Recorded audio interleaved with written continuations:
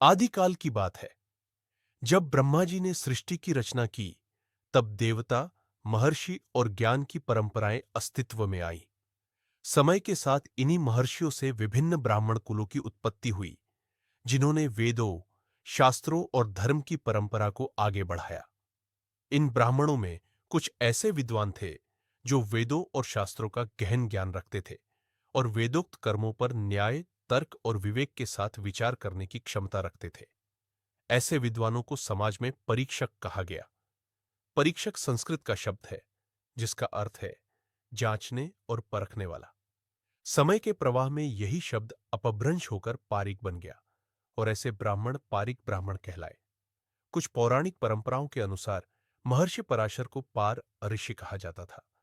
इसी कारण उनकी संतानों को पाराक्य कहा गया, जो कालांतर में अपभ्रंश होकर पारीक कहलाए। एक अन्य मान्यता के अनुसार महर्षि पराशर के वंशज शुकदेव जी की पुत्री कृत्वी का विवाह विभ्राज के पुत्र अणु से हुआ, जिनसे ब्रह्मदत्त जी उत्पन्न हुए। शुकदेव जी की इच्छा के अनुसार ब्रह्मदत्त जी ने अपने मूल वंश को त्याग कर पराशर वंश को स्वीकार किया। पुत्री धर्म के अनुसार ऐसा करने पर ब्रह्मदत्त जी और उनकी संतानों को पाराक्य और आगे चलकर पारीक कहा गया। इस प्रकार परंपरा, शास्त्र और विश्वास के अनुसार पारीक ब्राह्मण महर्षि पराशर के वंशज माने जाते हैं। इस तथ्य का उल्लेख पंडित ज्वाला प्रसाद मिश्र द्वारा वर्ष 1927 में लिखित ग्रंथ जाति भास्कर के पृष्ठ 77 पर मिलता है, जहां यह श्लोक उद्धृत है: पराशराश्च परिको विप्रो जातो महामना। अर्थात महर्षि पराशर से ही महान विचारों वाले पारीक ब्राह्मण उत्पन्न हुए। प्राचीन भारत में पारीक ब्राह्मण मुख्यतः राजस्थान और मध्य भारत के क्षेत्रों में निवास करते थे। विक्रम संवत 1531 में देवर्षि जी द्वारा जमुआ रामगढ़ में एक पारीक सम्मेलन आयोजित किया गया, जिसमें भारत भर के पारीक बंधुओं की गणना कराई गई। उस समय पूरे भारत में पारीक ब्राह्मणों की संख्या 1,99,050 दर्ज की गई। एक पुरानी गणना के अनुसार पारीक वंश की पहले 108 शाखाएं थीं, जिनमें से समय के साथ केवल 80 शाखाएं ही शेष रह गईं। पारीक ब्राह्मणों की शाखाओं का नामकरण उनके कर्म और विद्या के आधार पर हुआ। जो तीनों वेदों के झाता थे, वे त्रिपाठी, तिवाड़ी कहलाए। जो ज्योतिष शास्त्र में निपुण थे, वे जोशी कहलाए। जो वेद शास्त्रों का पूर्ण ज्ञान प्राप्त कर पुरोहिताई करते थे, वे पुरोहित कहलाए। इसी प्रकार जो ब्राह्मण कर्म कांड में पारंगत होकर वैदिक परंपराओं का पालन, प्रचार और प्रसार करते थे, वे पांडिया कहलाए।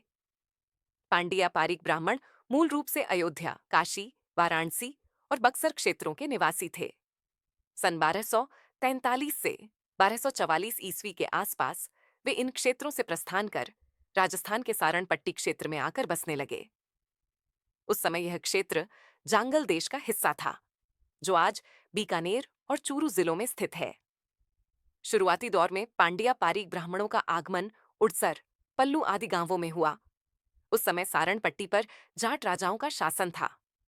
सन 1387 ईस्वी में सारण पट्टी के राजा माला सारण ने अपने पौत्र पूला के नामकरण संस्कार के अवसर पर उड़सर के पांड्या पारीक ब्राह्मणों को 4,625 बीघा भूमि दान में दी और पूलासर गांव बसाया।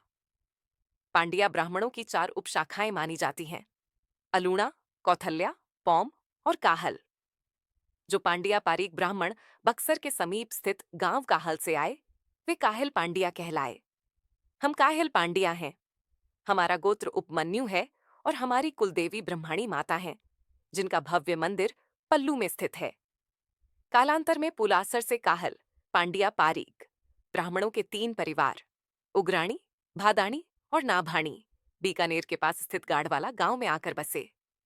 इनमें से नाभाणी परिवार के मुखिया नाभाराम जी थे। समय के साथ नाभाराम जी की वंशबेल आगे बढ़ती गई। उनके 4 पुत्रों में से एक नृसिंह जी हुए। इसके बाद वंशक्रम में गोविंद राम जी, तेजाराम जी, रामाजी, तुलसीराम जी, बस्ती राम जी, काणाराम जी और अंत में गुणेश राम जी हुए। गुणेश राम जी गांव से आकर बीकानेर में बस गए। उनके एक ही पुत्र थे, चुन्नीलाल जी। जीविकोपार्जन के लिए चुन्नीलाल जी कुछ समय असम भी गए, परंतु पारिवारिक परिस्थितियों के कारण सन 1916 में उन्हें वापस बीकानेर आना पड़ा। बीकानेर में उन्होंने गोगा गेट क्षेत्र में परचून की दुकान आरंभ की, परंतु शीघ्र ही जीवन ने उन्हें एक नई दिशा की ओर मोड़ दिया। सन 1853 के आसपास सारणपट्टी से सारण जाट चवा गांव में आकर बसने लगे। समय के साथ उनकी आबादी बढ़ी। कुछ वर्षों बाद स्थानीय ब्राह्मणों द्वारा उन्हें ताने दिए जाने लगे कि उनका कोई कुल पंडित नहीं है और उनके लिए पंडिताई नहीं की जाएगी। इससे व्यथित होकर गांव के मौजूद व्यक्ति पेमाराम सारण जी अपने कुल पंडित की खोज में निकले। पूछताछ के दौरान उन्हें झात हुआ कि उनके कुल पंडित संभवतः पांड्या ब्राह्मण गुणेश राम के पुत्र चुन्नी लाल जी हैं, जो बीकानेर के आसपास रहते हैं। उस समय चुन्नी लाल जी बीकानेर के पारीक चौक मकान संख्या ख 26 में रहते थे। गांव के चौधरी उन्हें खोजते हुए उनके घर पहुंचे और आग्रह किया कि वे उनके साथ चवा चलें। उन्होंने कहा, जब तक आप हमारे साथ नहीं चलेंगे, हम यहां से नहीं जाएंगे। काफी सोच विचार के बाद चुन्नी लाल जी पहली बार चवा आए और पंडिताई के कार्य की शुरुआत की। इस दौरान वे शेराराम कौशलाराम जी की ढाणी में ठहरे। गांव में 3-4 महीने रहने के बाद चुन्नी लाल जी ने चवा में ही बसने का निश्चय कर लिया। वे बीकानेर लौटे और सितंबर 1917 में अपनी पत्नी श्रीमती अणछी देवी जी के साथ पुनः चवा आ गए। चवा में उन्होंने बस्तीराम देशांतरी जी से 1 रुपये कलदार में भूमि खरीदी और 2 झोंपड़े बनाकर निवास प्रारंभ किया। चुन्नीलाल जी का प्रथम विवाह चेतावास तालछापर निवासी श्रीमती अंगूरी देवी जी से हुआ था, जिनसे उन्हें एक पुत्र रत्न हनुमान प्रसाद जी प्राप्त हुए। दुर्भाग्यवश विवाह के 3-4 वर्षों के भीतर ही अंगूरी देवी जी का देहांत हो गया। इसके पश्चात उनका दूसरा विवाह बम्मू निवासी श्रीमती अणछी देवी जी से हुआ, जिन्हें परिवार में स्नेहपूर्वक मां कहकर पुकारा जाता है। अणछी देवी जी से उन्हें एक और पुत्र रत्न सोनाराम जी और 3 सौभाग्यशाली पुत्रियां जड़ाऊ बाईसा, सूरज बाईसा और नैनी बाईसा प्राप्त हुईं।